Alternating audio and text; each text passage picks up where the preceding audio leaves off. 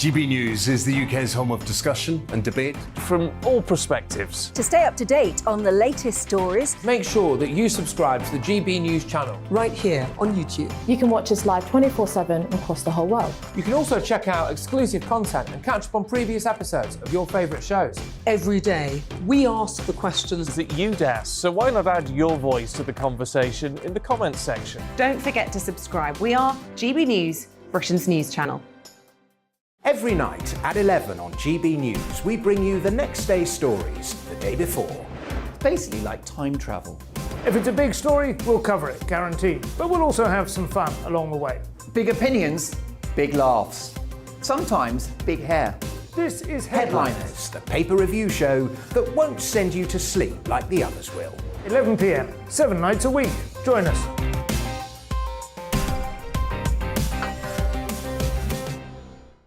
Hello there, I'm Eamon Holmes. And I'm Isabel Webster. And we hope you can join us for Breakfast with Eamon. And Isabel. You make me laugh out loud, belly laugh. Is that important first thing in the morning? Yeah, absolutely. And there's me trying to be deadly serious. News is a serious business. Yeah, I have to rein you in sometimes. Well, it doesn't stop us laughing at it. It doesn't stop us having an opinion on what's going on. Yeah. And it certainly will not stop us reflecting what you think. Weekdays from 6 to 9:30 on GB News. I'm Dan Wootton. Join me Monday to Thursday from 9 to 11 for the feistiest and most fun news debate on TV, where free speech reigns. I'll bring you a sharp take on the day's biggest stories, bombshell newsmaker interviews, and A-list guests. And I guarantee you, no spin, no bias, no censorship, and no reason to go to bed. That's Dan Wootton Tonight, Monday to Thursdays from 9 on GB News.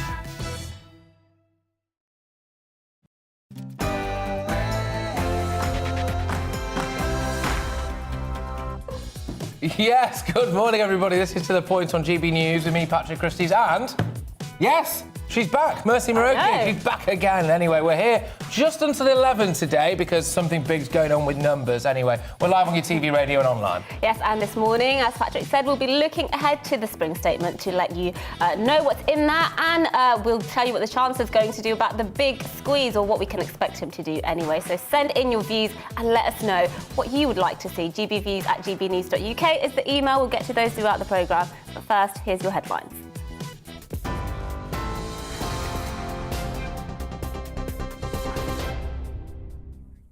Thank you. Good morning. It's 1 minute past 10. I'm Miranda Shunker in the GB newsroom. The Chancellor is expected to unveil measures to help struggling households in his spring statement today, with one measure thought to be cutting fuel duty. It's thought Rishi Sunak could raise the income threshold at which people begin to pay national insurance. Pressure is building on the government to ease the burden on the taxpayer amid the deepening cost of living crisis. The energy price cap is to increase by more than 50% in April, and there are plans to increase national insurance contributions to help fund the health service. Meanwhile, the inflation rate has hit a 30-year high, with the Consumer Price Index rate reaching 6.2% for February. Labour have responded by calling Mr Sunak the high-tax Chancellor, claiming he's raised more tax than any other in 50 years. This is a political decision to increase the pain on families now in order for them to be grateful if the Chancellor manages to cut taxes before the election. We think that's a cynical way to proceed, and the last thing that families need now is an unnecessary tax rise on top of the other cost of living pressures that they're already facing. Well, in response, the government says it's already providing £21 billion worth of support to help struggling households. Former Treasury Minister Mark Harper told GB News the Chancellor needs to strike a balance of helping people now, but also keeping an eye on the future of the economy. As we recover from the pandemic, we've got massive pressures in the health service, and we've got to deal with those backlogs, and we've got to deal with the long-term funding for social care. And I'm afraid if you want to spend the money on those services, you've got to be honest and straightforward about how you're going to pay for it, which is what the National Insurance Rise is for. You can't just keep borrowing money for the foreseeable future. To other news, and an agreement has been reached to try to evacuate civilians still trapped in towns and cities through 9 humanitarian corridors today. That's according to the Ukrainian Deputy Prime Minister. No agreement was made for the besieged city of Mariupol, where 100,000 citizens have been left with no food, water or medicine after Putin's forces surrounded the city. Peace talks between the two sides have been ongoing, but Ukrainian President Volodymyr Zelensky says they remain confrontational. We are continuing to work at different levels to encourage Russia to move towards peace, to end this brutal war. Ukrainian representatives are participating in talks that are taking place virtually every day. It's very difficult, sometimes confrontational, but step by step, we are moving forward. The Prime Minister has paid tribute to what he calls the heroic efforts of NHS staff. It comes on the second anniversary of the first national lockdown. Boris Johnson also offered his sympathies to those bereaved by coronavirus, saying those who died will never be out of our hearts and minds.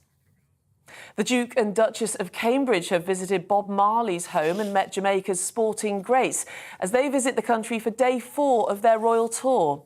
It's as protesters gathered at the British Embassy in Kingston with placards and accusations that the monarchy has benefited from the blood, tears and sweat of slaves. William and Kate will attend an official meeting with the country's Prime Minister later on. P&O Ferries has insisted it didn't commit any offence by firing nearly 800 staff without notice. MPs have asked for an investigation as to whether laws were broken.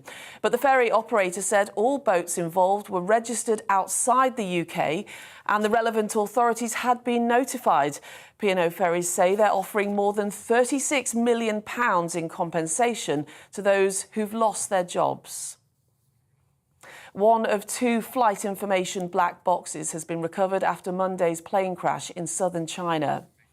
It's said to be severely damaged but could help work out the cause of the crash. No survivors have as yet been found in the wreckage of the flight, which was carrying 132 people. China Eastern has grounded all its Boeing 737-800 jets as a precaution. Australian tennis number 1 Ash Barty is to retire from the sport at the age of 25. The reigning Wimbledon and Australian Open champion says she's leaving tennis to chase other dreams. She spent 121 weeks as the world number 1. And the weather is warming up this week, which will be a welcome sight to some, but not for those who suffer from hay fever. Experts warn rising temperatures may cause tree pollen levels to spike across the UK. According to the Met Office, the coming week will see dry, sunny weather with daytime temperatures in the mid to late teens. Well, this is GB News. We'll bring you more news as it happens. Now it's back to The Point.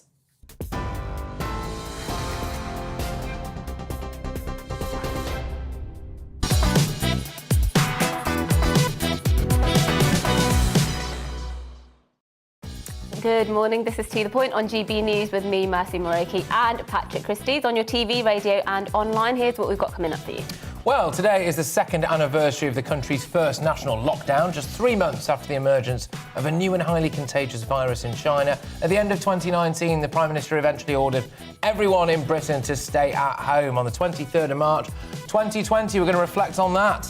Yes, and today's the day of the spring statement, where the Chancellor will set out his economic plans and provide updates on the work of the Treasury. The Chancellor is going to have to navigate a cost of living crisis and the impact of the war in Ukraine, but we can expect a bit of good news for motorists. We'll look ahead to that. Yes, and as well as fuel duty, we'll be looking at what help parents can expect in terms of childcare costs, how the hospitality industry is faring, and what they'd like to see Rishi Sunak announce, and as well, if planned national insurance hikes will actually go ahead.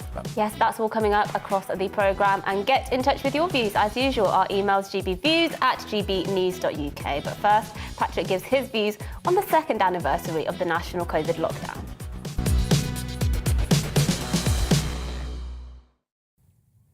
Today is the second anniversary of lockdown, and it's time to reflect. A lot of people died, a lot of people lost everything. I'm sure we all remember where we were when Boris Johnson announced that the lockdown was actually going to happen, how surreal and daunting the whole thing was. There was about a 2-week period where I thought maybe the world is about to end. I can remember lying in my bed, staring at the ceiling, the unrelenting sound of sirens cutting through the night, wondering if I'd ever see my family again, wondering if the world would ever be the same again. The little things I used to take for granted suddenly seemed like luxuries.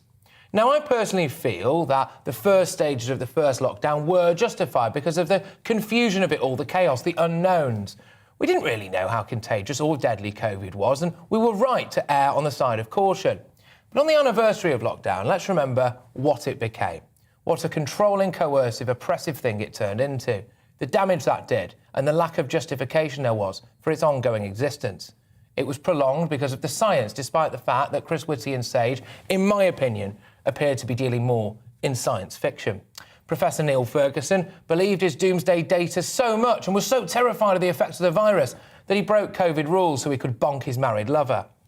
And let's not get started on little Matty Hancock.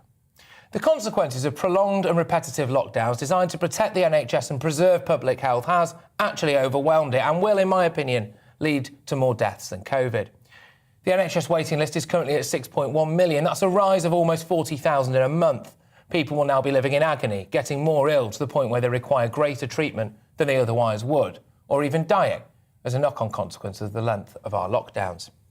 There have been 750,000 missed cancer referrals. There were a record 4.3 million mental health referrals in 2021, and it's the first time there's been more than 1 million mental health referrals for under 18s. Primary school children were forced to stay at home or wear masks in public, seriously affecting their early years learning, both in terms of an educational and a developmental capacity, even after their grandparents and parents had already been vaccinated.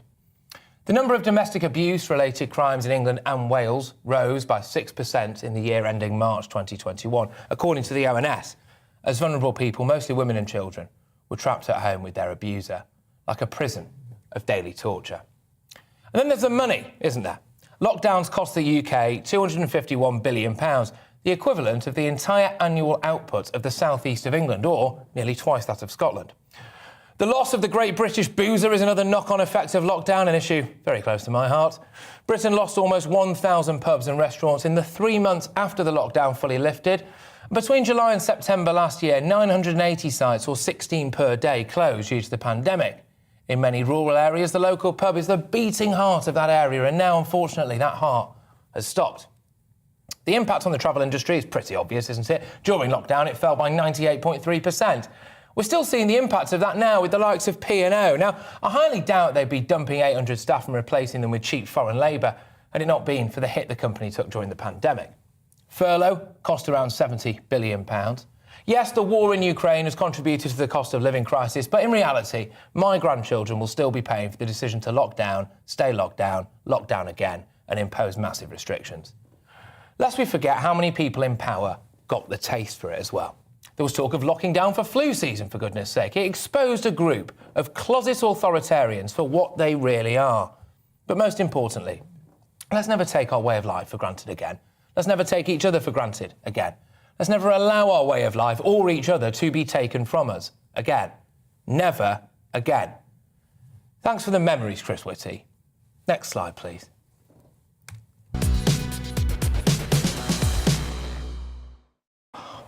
Oh, I'm glad that's over. Yes. Well, I mean, I'm not as harsh as on Chris Whitty as perhaps you are. That's what we call balance. Sage is a different issue, and then don't get me started on independent Sage or fake Sage. Fake Sage. But you're right. I think, and many of us were demonised for pointing this out earlier in the pandemic, that actually, you know, maybe the effects of lockdowns will eventually, at least, outweigh the effects of the virus itself, and that's not to mitigate, the effects that it had. Of course, it was responsible for so many deaths. The virus itself was, and that is unfortunate. That is an unfortunate reality. But I do often feel like future generations will have to very much pay the consequences. This generation is, of course. Future generations for a long time to come will have to pay the consequences of those lockdowns. And I think as well, we've fundamentally sort of changed our relationship with risk and our relationship with power. And I do find it very sad when I see people who, and some of those are family members of mine who say, oh, I might keep a mask as just part of my, everyday sort of living, because people's aversion to risk has increased so significantly. And I do think, we probably will never get back to normality. No, I don't think we will get back to normal in a lot of senses, actually. But I think it's those hangover effects, isn't it? I mentioned with quite a few areas of society there that have been massively, massively hit by the decision to not just lock down in the first place, but stay locked down again, like I said, and impose all of these restrictions. And I just wonder what you at home think, if you're watching on TV, of course, listening on the radio or online as well, what you reckon about the prospect of any kind of future lockdowns. It's a realistic-ish possibility that at some point in the future we might have something similar to COVID. I think now we've got more lived experience of the wider-ranging knock-on effects of a lockdown. I'd be very, very surprised if once maybe we'd got the early scare out of the way, as it were, if we ever did anything like the scale of what we did again, really. Yeah, absolutely. And let's hope it never happens again, but there is always that risk. But, of course, now we have moved on to bigger things, not to make light of the situation. We have now moved on to war in Ukraine and the prospect of, potentially, I mean, it's not necessarily ludicrous to say World War III might be in our lifetime. So, it sort of put things back into perspective a little bit, because I do think we got carried away, particularly over the last few months with the COVID hysteria, especially with Omicron. I think that also showed a lot of COVID hysteria that was unnecessary. Yeah. And now I think what's going on in Ukraine and this massive refugee crisis, the biggest one since exodus of refugees since World War II, it's put things back into perspective and it's put the idea of risk and the real risks that we face every day into perspective again. One thing I do find unforgivable, and all right, I have a little bit of a pop at Chris Whitty. I'm not going to apologise about that. I think that the presentation of so-called fact when it came to what these predictions were, and the relentlessness with which those predictions were wrong, and the impact that they had on people's lives. One thing that I missed out there, for example, was loneliness amongst the elderly. I could easily have included that in my statement before. These people shackled away in their rooms. If you're not absolutely certain about something, or close as damn it certain about something, do not go on and present it as facts. And it's all very well and good saying that, oh, we didn't really present it as fact. You bring a slideshow with you, mate, it starts to look like facts, doesn't it? And I do take issue with that slightly, because I think that's a problem with modelling per se, and that's just, they can only model what they model. They can only model what the government asked them to model. I think the issue is there wasn't enough transparency about those models, because in many cases they were modelling the worst case scenarios, and actually, when they were presenting that data, it was presented as the most likely scenario, wasn't it? So it was the transparency around what we were seeing, and that's what caused the hysteria. But I think the fact they were you can't blame them for using their expertise to model what could happen. No, exactly. Hopefully I never have to see him again, though. That would be fantastic. Right, some views are coming in. Please let us know what you think, of course. gbviews@gbnews.uk. This is from Bernard. Good name, Bernard. We were paying for World War II for 70 years. It didn't affect people getting on with their lives or affect growth in the economy and living standards. Fair enough, fingers crossed. That is true, but then I suppose World War II was, there was a real prospect of literally us bombing every single person on the planet to death. And mutually assured destruction. I really don't think you can say with COVID it was a case of mutually, assured destruction of the entire population. So probably a bit different there, but I take the point. Yeah, and he's still got a cracking name. Weak and pathetic leadership, that's what... No name on that one. I think it might be Elwood, the name there. But, Mark, there we are. Mark, in fact. Thank you very much, Mark, for bringing us that view. And I suppose it's one thing being led by the science, isn't it? But it's another thing being led through the nose by the science, I suppose. But anyway, let us know your views, gbviews@gbnews.uk, because after the break, does the UK have the money and resources to actually defend ourselves? It kind of ties in a bit with what we were talking about there. And what more could we be doing, actually? We'll be joined by our security editor, the one and only Mark White.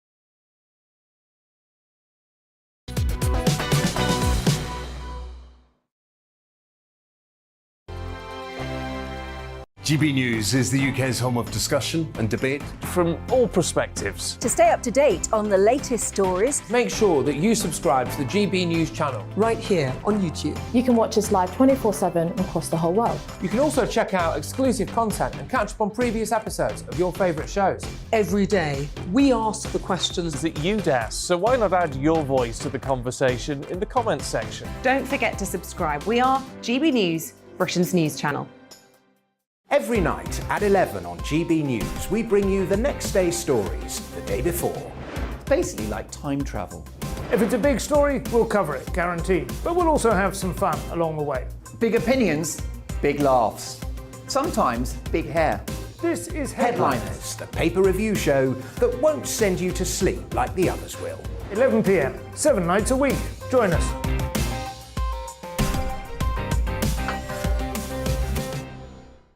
Hello there, I'm Eamon Holmes. And I'm Isabel Webster. And we hope you can join us for Breakfast with Eamon. And Isabel. You make me laugh out loud, belly laugh. Is that important first thing in the morning? Yeah, absolutely. And there's me trying to be deadly serious. News is a serious business. Yeah, I have to rein you in sometimes. Well, it doesn't stop us laughing at it. It doesn't stop us having an opinion on what's going on. Yeah. And it certainly will not stop us reflecting what you think. Weekdays from 6 to 9:30 on GB News.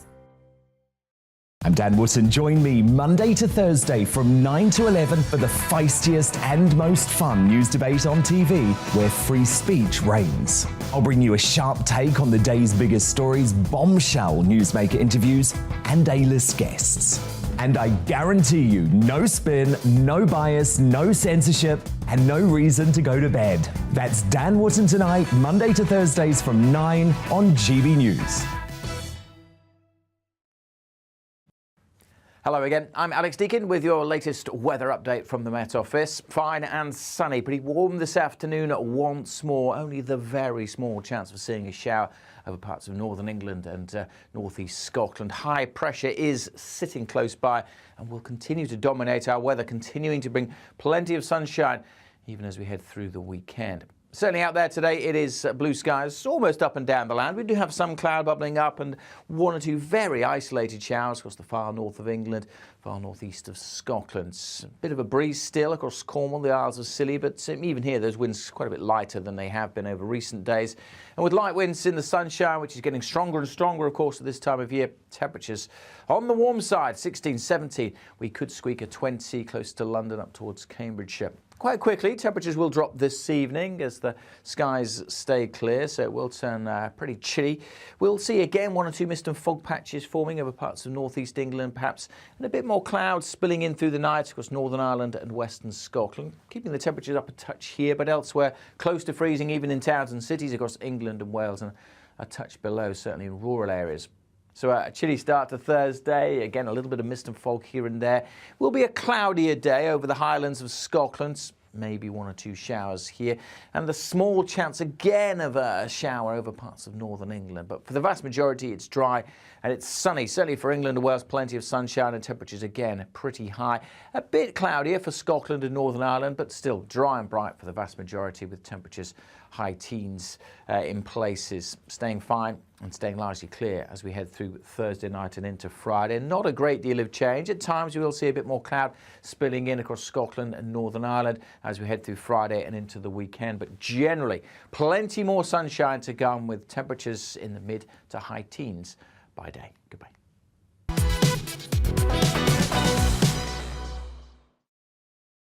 Good morning, it's just gone 10:22 and this is To The Point with me, Mercy Muroki and Patrick Christys on GB News, live on your TV, online and radio this morning. Now, the invasion of Ukraine has raised some serious questions about our security and about defence spending in the UK.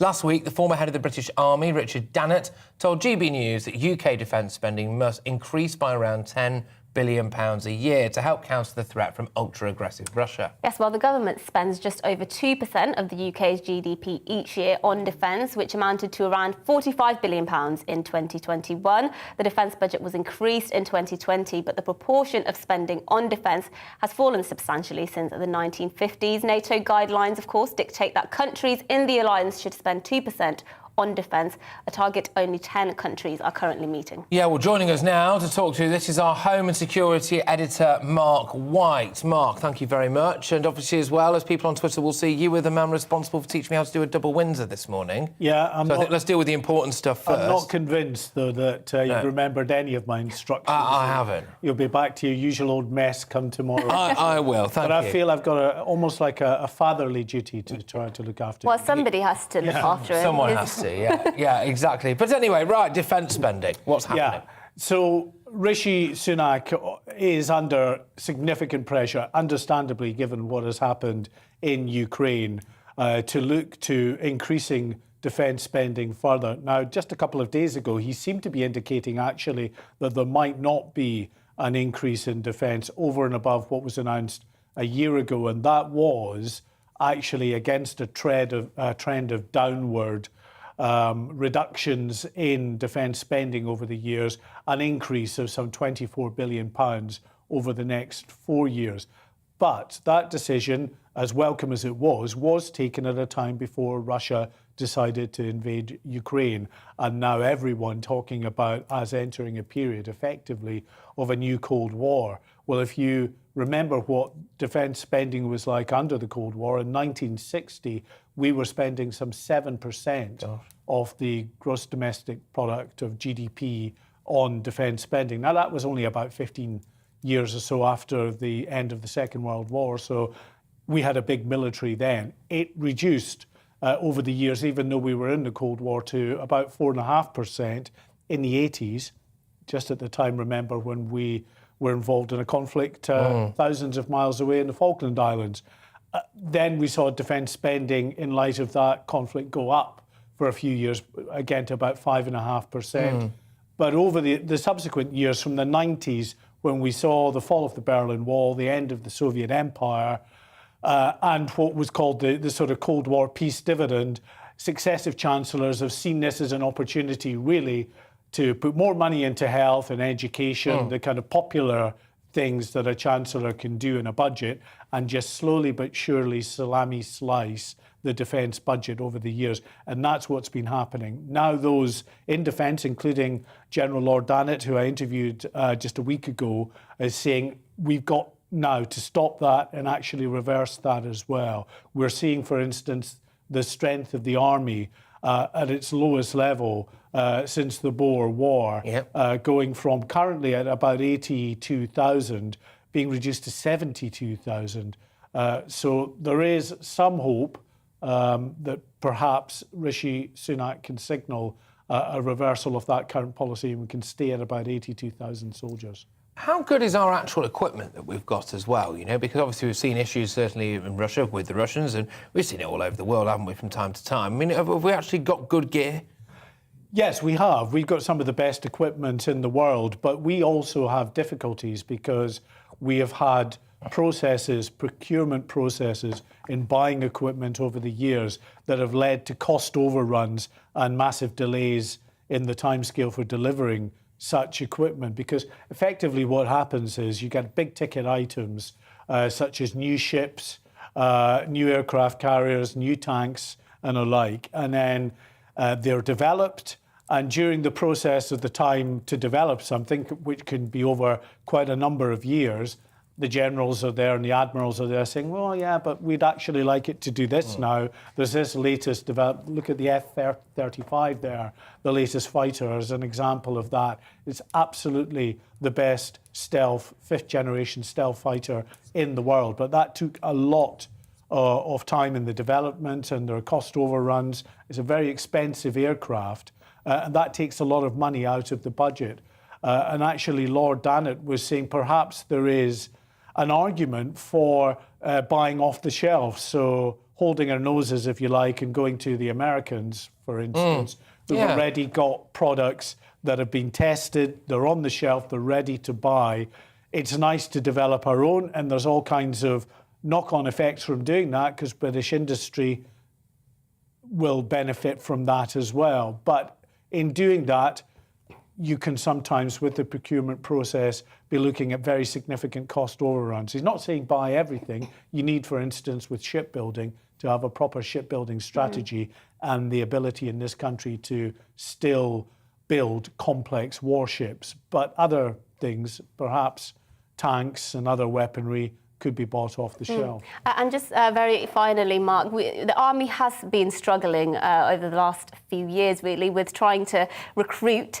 They say they're a few years off sort of having the Army back at full strength. I mean, what implications do you think all of this that's happening and the current climate in terms of security globally might have on that drive to recruit people into defence? Well, it's a really pertinent point, this, and I think actually recruitment numbers will go up very significantly now. It's always the case during the Afghan war and during the war in Iraq, recruitment numbers rose because people actually saw that as quite an exciting profession to go in. Those young lads and young women increasingly who like the thought of actually being involved in an army that is doing something other than just sort of guard duty or training or whatever it might be. But if we look at the Army in general, we can see just that downward trend and how it really is a poor shadow of what it was in terms of numbers. 150,000 just in 1990 there, with 1,200 tanks we had. Then in 2021, just last year, it had gone down to 82,000 with 227 main battle tanks. And now, with the Defence and Integrated Security Review that took place last year, they're talking about reducing it to 72,000 military strength, so effectively half what it was in 1990, and battle tanks down to 148,000. Well, those military strategists and former generals and admirals and alike, and lots of politicians are now saying that is unsustainable. You can't see what is happening in Ukraine with hundreds, thousands of armoured vehicles going over that border into Ukraine and think that actually as a military with 148 main battle tanks, that is going to be a sufficient way forward in terms of our contribution to countering a major threat from the likes of Russia. Mark, thank you very much. As ever, Mark White, our Home and Security editor and there. Ty Tyre. And Ty Tyre, second father, some would say. Office dad. Anyway, cheers to that. Thank you very much. Of course, you're not old enough. Anyway, I definitely am. All right, Mark, we'll catch up with you later. Thank you very much. But we're sticking with our top stories today, of course, which is the Chancellor will deliver his much-anticipated spring statement to the House of Commons, won't he? Yes, and spiralling energy bills, inflation and a proposed hike in national insurance does mean, of course, many families and small businesses are struggling to make ends meet and will be looking to the government for relief. Well, we've heard the Chancellor will vow to stand by hard-working families and help with the escalating cost of living crisis. Many are hoping for a cut to fuel duty and a delay to the rise in national insurance. Yes, well, Dr. Natalie Kenny is the founder and CEO of BioGrad, a clinical training and testing company in Liverpool, and also a parent. Thank you so much for joining us this morning. The Chancellor really today should be speaking to people like you. You know, you're a business owner who was obviously affected during COVID, you have a family. What kinds of things are you expecting to hear from the Chancellor today? Would you like to hear from him?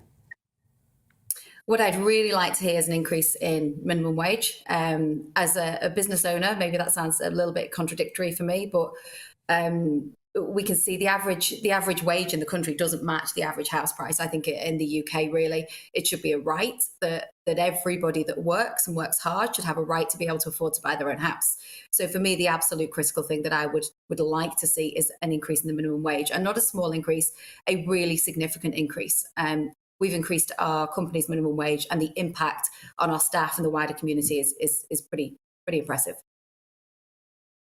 I know that you hit the nail on the head there when you were saying about quite a lot of maybe smaller business owners might not be too happy about that, but absolutely it's one way of looking at it, isn't it? And hey, we need solutions to what is a massive problem. One other area, generally, I'm quite keen to get your view on is as a parent as well. How is the cost of living going to affect you when it comes to that? Because you must be wondering about some of the luxuries maybe you would like to give your child at the moment. You've got your bills piling up, I would imagine. Yeah, I mean, to be fair, it doesn't really affect me quite so much as it might affect some of our members of staff. But certainly when I started the business, and it was a small business, I really feel for business owners at the minute. So when I started up, it certainly is isn't as bad. It wasn't as bad then as it is now for families. But actually, when I started up, I was a single parent. I had a 16-month-old child, and the cost of putting him in nursery didn't make any sense for me to then continue going back to work. And I had a good job. I was a doctor, I was a senior research fellow, but still the cost of childcare was phenomenal. We know that during COVID, mothers are 47% more likely to be permanently put out of work.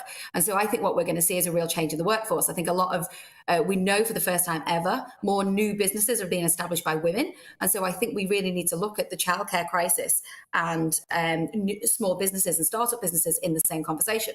If you look at the average price of, so it's the average minimum wage, once you take off the average rental price and childcare, there is no way to actually justify going to work. So for me, what I'd really like to see is a massive increase in the minimum wage. I don't want to see an increase in VAT or in taxes for small businesses. I think that actually, if the government want to recoup income, they should start looking at landlords and second homeowners, because what we're seeing is the average house price in the UK is dependent on which statistics you look at, somewhere between £270,000 and £350,000. But you look at the average full-time salary for somebody in the UK, which is about £31,000. If you then take into account part-time workers and people that have childcare commitments, actually the average is £24,000, which means there is no way that the average person can easily afford to get onto the housing ladder, because we're seeing a constant increase in the price of houses, and that's being pushed forward. That disparity is being caused by landlords that are increasing the market. So I think really what I'd like to do is to look at discouraging second home ownership and landlords, and let's start increasing the wages so that wages are in line with house prices. And I know it might sound very worrying for business owners to think it sounds like a communist takeover. Well, we've tried it. So I've got 300 staff. We increased our minimum wage last year, the minimum wage in our company. So these are the lowest entry level positions. We increased it. It's now 147% of what the national minimum wage is. And actually, what we found was we placed it on that amount because that was the average. It was 20% of the average house price in the area, which meant that any one of our members of staff could actually then go and buy a house and get a mortgage for a house in the local area. What we found was that cost us an extra £30,000 per month in wages, because we had quite a lot of staff. But actually, our reduction in recruitment and training was a reduction of £90,000 a month. So we actually saved money by increasing the wages, the lowest wages. Then what we did was take that £90,000 a month saving and put that into deposit schemes for our staff. So after 1 year's service, we gift 50% of the annual salary to our staff so that they can actually buy their own houses in the local area.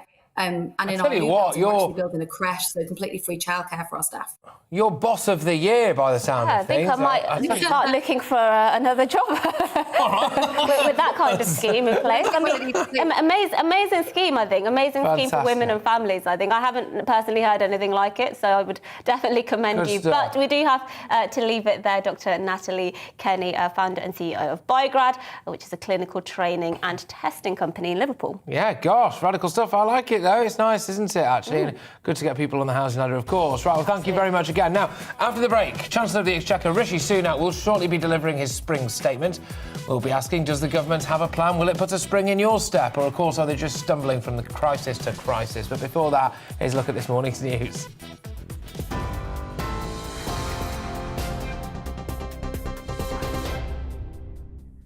Thank you. It's 10:36. I'm Miranda Shunker in the GB newsroom.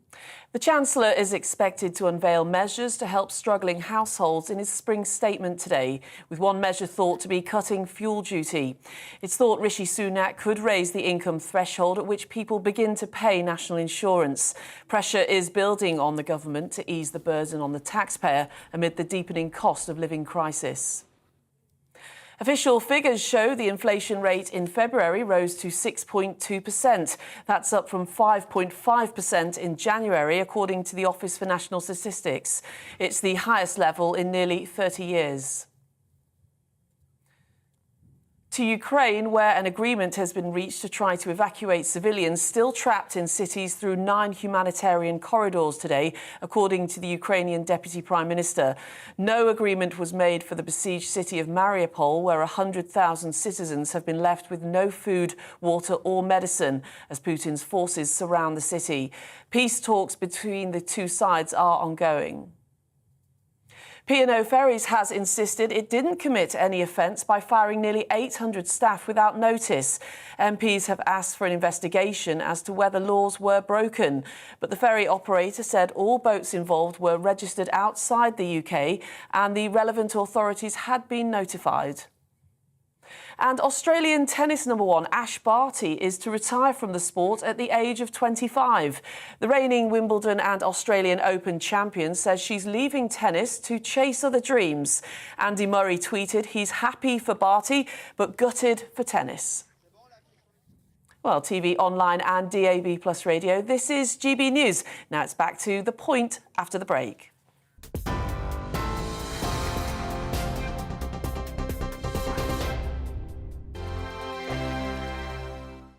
GB News is the UK's home of discussion and debate.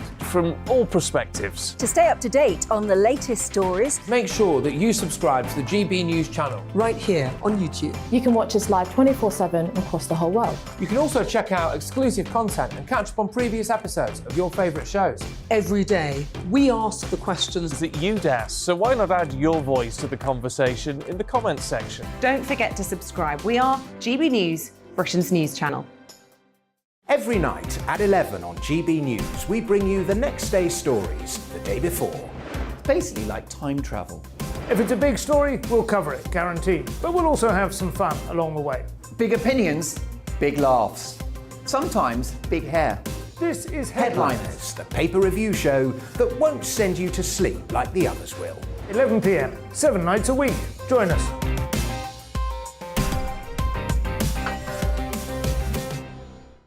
Hello there, I'm Eamon Holmes. And I'm Isabel Webster. And we hope you can join us for Breakfast with Eamon. And Isabel. You make me laugh out loud, belly laugh. Is that important first thing in the morning? Yeah, absolutely. And there's me trying to be deadly serious. News is a serious business. Yeah, I have to rein you in sometimes. Well, it doesn't stop us laughing at it. It doesn't stop us having an opinion on what's going on. Yeah. And it certainly will not stop us reflecting what you think. Weekdays from 6 to 9:30 on GB News.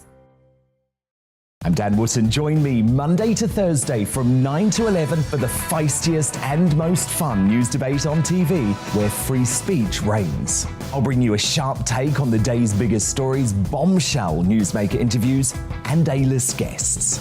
And I guarantee you, no spin, no bias, no censorship, and no reason to go to bed. That's Dan Wootton tonight, Monday to Thursdays from 9 on GB News.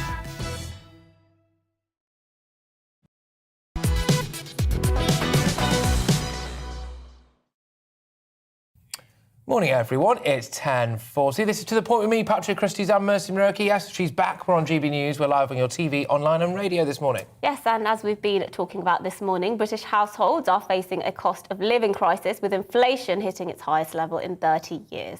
Yeah, well, our Yorkshire and Humber reporter, Anna Riley, spoke to one small business owner in Hull ahead of the Chancellor's announcement to find out what help he wants from the government.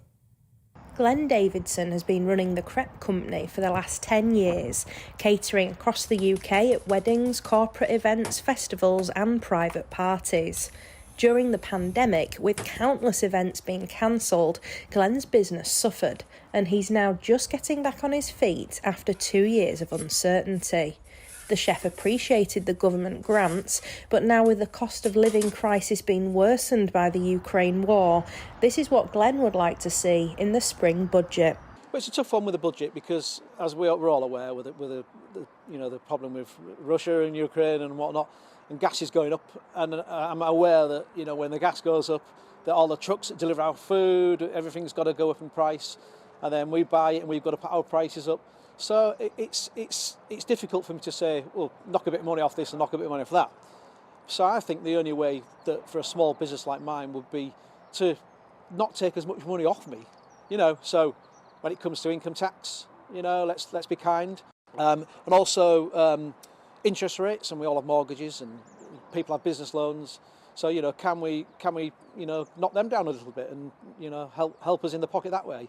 For now, Glenn is staying positive for the future and feels lucky to still be in business. A lot of businesses have gone under, and you know, I really do feel for them. You know, I'm a survivor, you know, and you know, I tend to you know, give it some big sessions at these jobs that I do, and hopefully do well.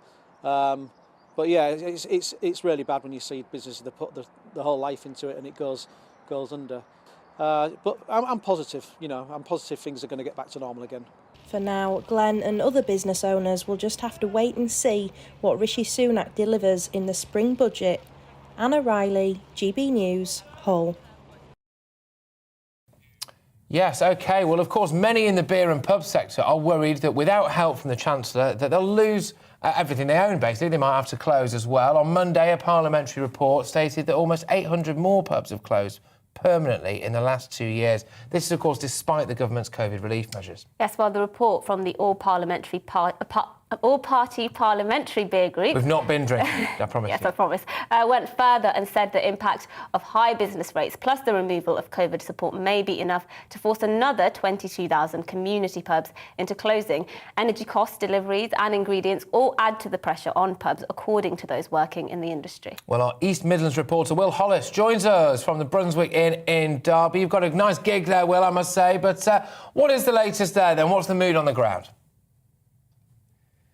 I think if you have an opportunity as a journalist to get into a pub and you don't take it, then there's something seriously wrong with you. So I've come to the Brunswick Inn here today in Derby. Obviously, we're talking about the cost of living crisis, how the spring statement and the Chancellor's decisions might be able to affect the prices and the cost that people are seriously being pinned down by at the moment. Of course, you can't be in a pub without speaking to the landlord.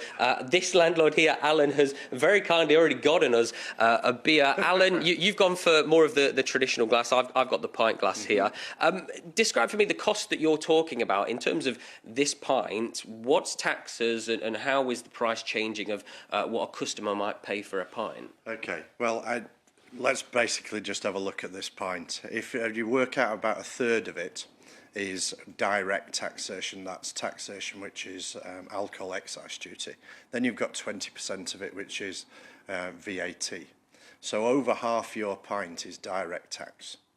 So on a £3 pint, which is what this costs, I would be expecting that the increase in everything, including alcohol taxes and so on and so forth, to put another 30p on here. So it's going to cost an additional 30p for this pint. 10%. About another 10%. How does it feel as a landlord of a community pub having to make those decisions of if you're going to embrace that cost, if that's something that you can do, or giving it on to your customers who might also be facing the cost of living challenges? Well, we ought to really have a look at what the Chancellor's going to do this afternoon, because if he gives me the reduction in business rates, as we spoke earlier, and nils those business rates for businesses like this and for the high street, then we won't have to pass any of that cost on. And that's a squeeze on people's incomes which are already happening, so their disposable income is less. So if their disposable income is less, they've got less time to come down the pub. And pubs are important places, Will.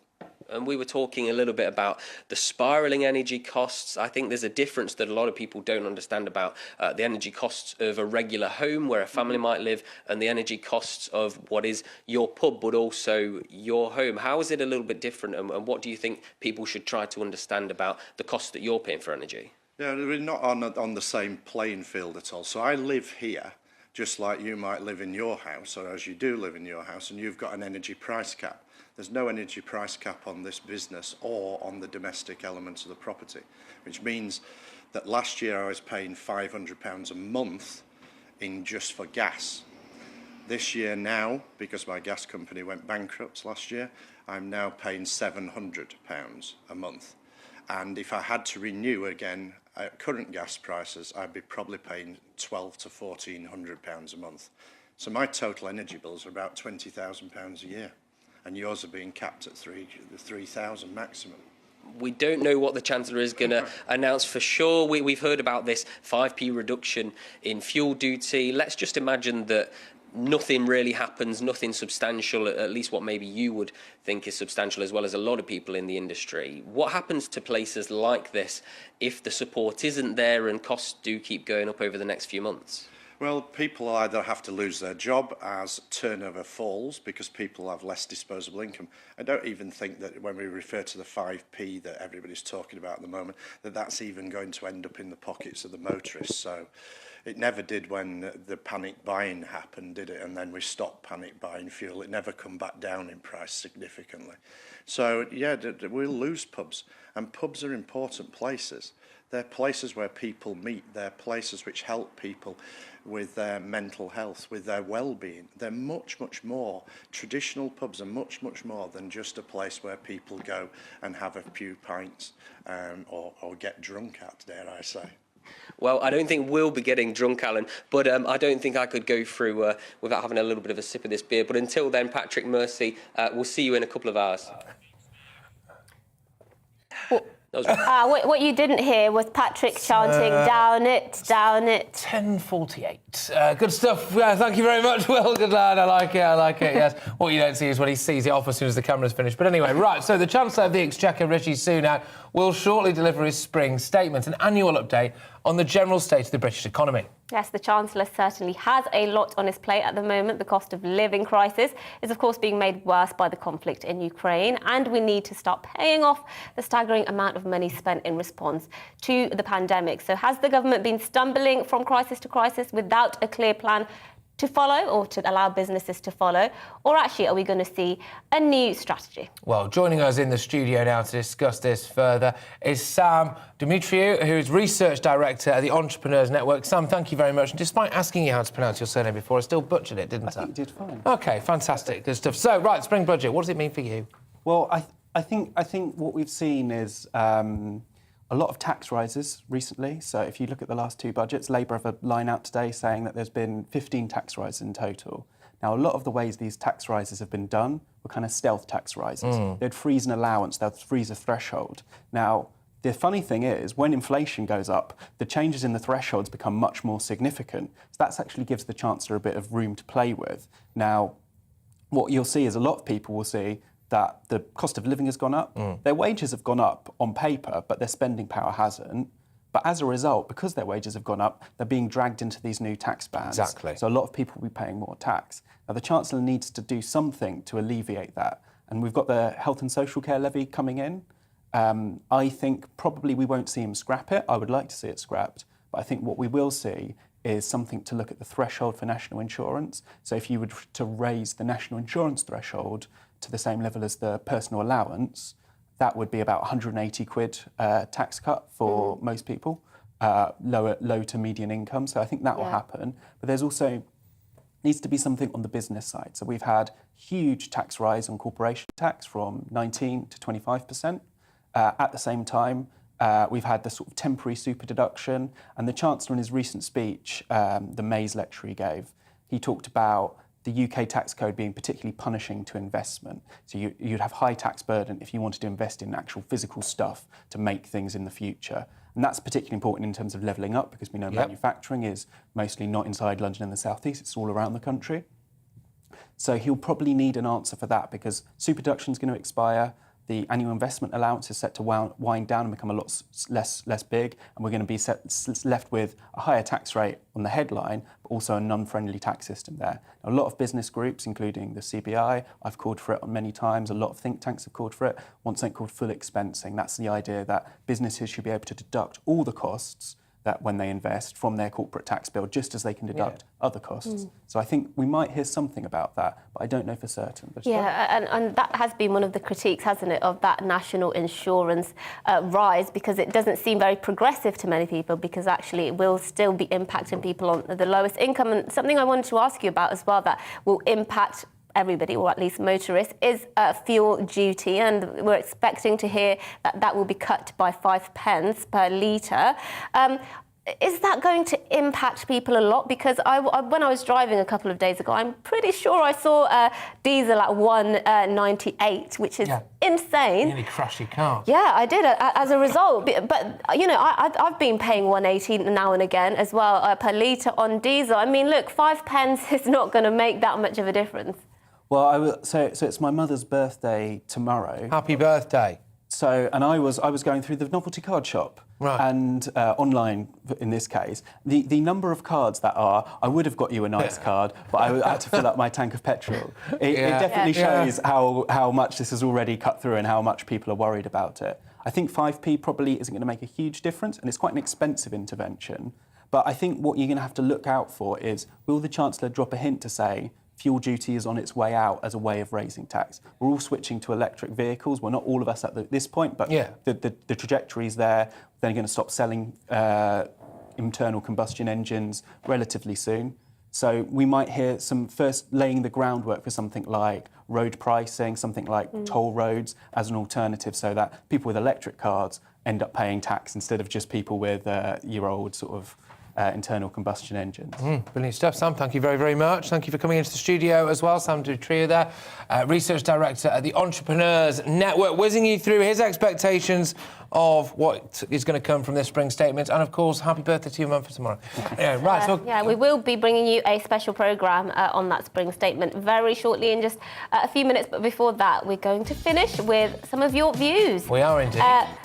Alan has said... Oh, what's Alan said? Alan said in relation to... He has some advice for the Chancellor or people on how they can save money.